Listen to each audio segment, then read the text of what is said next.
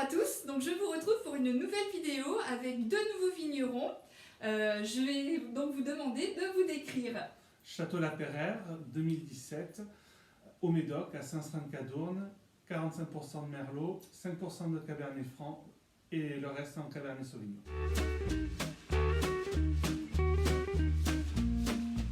Déclinez-moi vos identités. Vergès Valérie. Et Franck, au Médoc. Bonjour Franck et Valérie, et puis surtout merci de m'accueillir au Château La Perrère pour ce petit moment de vidéo. Donc on va passer à la petite rubrique le péché mignon. Donc vous aimez le fromage et surtout le fromage va certainement très bien avec le Château La Perrère. Ben oui, en général, c'est toujours un mets qu'on associe avec le vin, car il fait ressortir ses arômes, son caractère et son fruit. Donc on va passer à la rubrique si ton vin était. Donc je vais vous demander d'ouvrir la boîte et de tirer un caillou à tour. On fait à tour de rôle peut-être.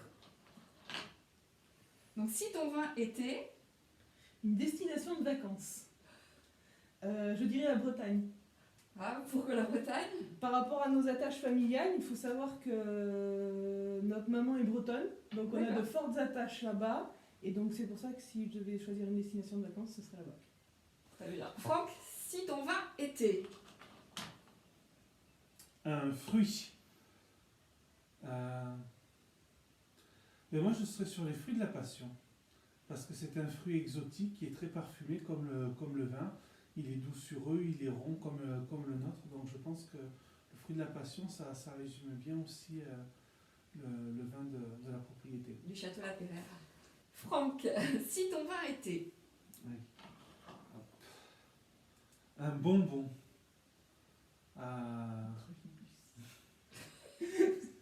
C'est elle qui est la gourmande de nous C'est deux. quoi? Parce que quand c'est Franck qui tire, c'est Valérie qui répond. Quand c'est Le Valérie qui dragibus, pour son côté fruité, tu sais, qui explose Sucrosité. en bouche, et cette sucrosité qui t'explose en bouche, et qu'on peut retrouver aussi dans le vin. T'es un peu légèrement acidulé. acidulé. C'est Voilà, tout à fait c'est ça. ça. Et puis le dragibus, c'est une multitude de parfums, de couleurs qu'on Ouais. peut retrouver dans le vin. Valérie, si ton vin était Une boisson.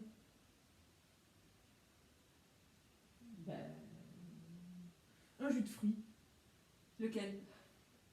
Un multivitaminé. Ouais, oui, c'est vrai, parce que dans notre vin, on arrive à retrouver ce côté fruité, mais pas forcément que mûr ou que cassis. Il est vraiment multifruit.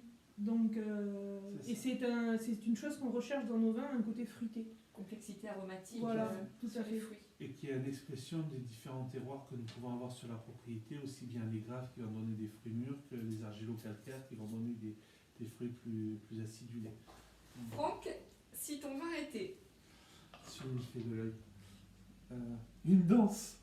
Oh mince.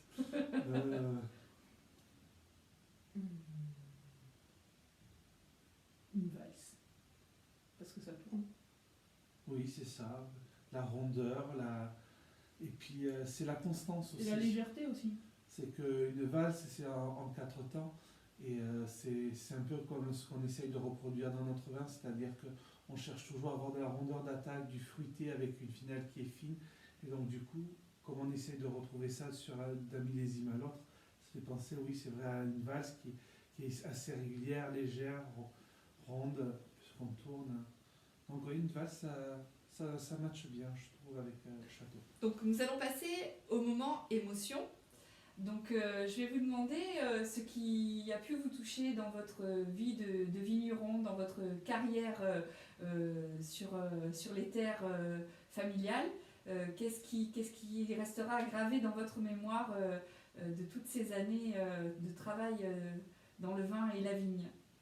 Ben, moi j'ai envie de dire, j'ai deux moments qui sont pour moi très marquants. Le premier, ça a été notre première récolte, où quand on est arrivé dans les lieux qu'on ne connaissait pas, qu'on a essayé d'apprivoiser, c'était les écoulages, où on a vu la solidarité familiale, où on était papa, Valérie, moi, maman, enfin, à essayer de sortir la meilleure qualité possible. Et c'est vrai que ça restera un moment où on découvrait tout le matériel, et donc du coup on ne savait pas forcément comment ça allait tourner, comment ça allait se passer. Ça, je crois que c'est le premier moment qui est personnel sur la propriété. Et un second moment qui est très émouvant pour moi, ça a été le contact avec le client et le retour client. On fait le vin pour nous, mais on le fait aussi et avant tout pour nos clients. Et on s'attache à vouloir faire un vin de convivial, de famille, d'amis, et d'avoir ces retours-là nous disant que ben voilà, c'est un moment convivial qu'ils ont passé, que tout le monde a pu l'apprécier. Et bien voilà, ça fait chaud au cœur. Donc la propriété du château La Peyrère est certifiée HVE 3. Est-ce que vous pouvez juste très rapidement expliquer ce qu'est cette certification?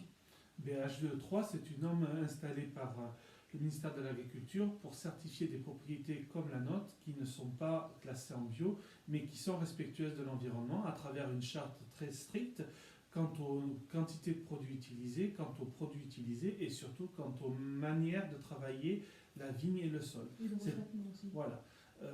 Quand on est HVE 3, c'est-à-dire que tous nos résidus de produits phyto ou œnologiques sont systématiquement retraités. Il y a 0 résidu qui repart dans la nature.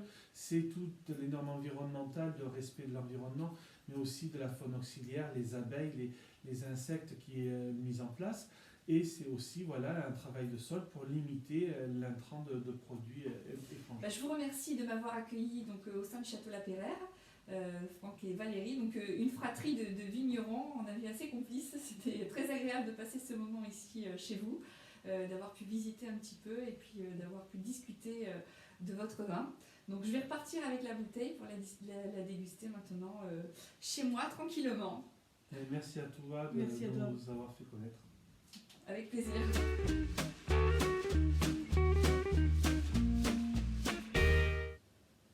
En ce qui concerne le nez, on est sur des notes un petit peu boisées, légèrement, juste ce qu'il faut, un petit peu toasté, vanillé, et aussi très fruité, du fruit très frais, du fruit rouge et également du fruit de la passion.